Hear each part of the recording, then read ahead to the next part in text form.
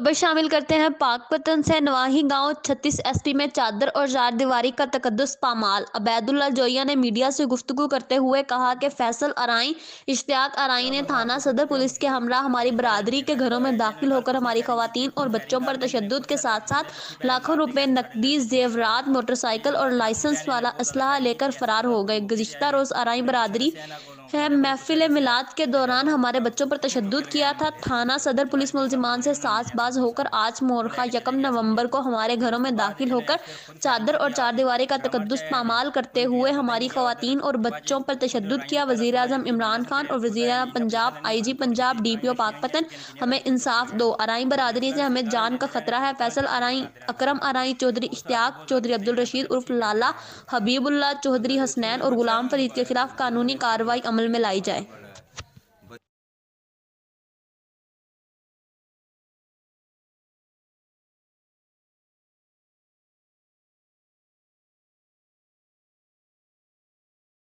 क्या बना आपके साथ, क्या मसला हुआ? ये जी पहले झगड़ा होया जी, इन्होंने कल परसों ही फायरिंग की है। खुद फायरिंग कर देंगे ने, खुद साढ़े बंदे बखी पैने मिलाते गए साढ़े लड़के जी 2-4 तो मिलाते बखी पैने ने बहुत ज़्यादा फायरिंग की। SHO साहब खुद मौके पर आए ने, उन्हें पूछा दसिया इन्हों को, बंदे को भी पूछा दसिया तो लिहाजा खोखे भी चुके लगाए ने महल्ले 44 बोले साहब गोलियां भी उन्होंने मिलियां सन बहुत सारियां, तो लैके चले गए सन जी इतों। तो उस तो बाद इन्होंने अज फिर खुद फायरिंग की आप ही ड्रामा रचाया एवं कोई दुनिया का बंदा ही नहीं गया उधर। तो बाद खुद राइया के 15-16 या 20 बंदे सन कि खुद आए ने, इन्हें पुलिस वाले ने भन तोड़ की ना, इन्होंने छियाँ इन्नियाँ चुकियां ने किन्ने राई खुद चुक के लगाए ने।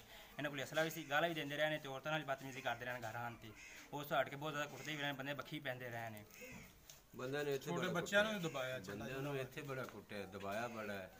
बच्चे जेडे लुक गए थले, कोई बेड के थले लुक गया, कोई किते लुक गया। हमने बहुत बदतमीजी की थी।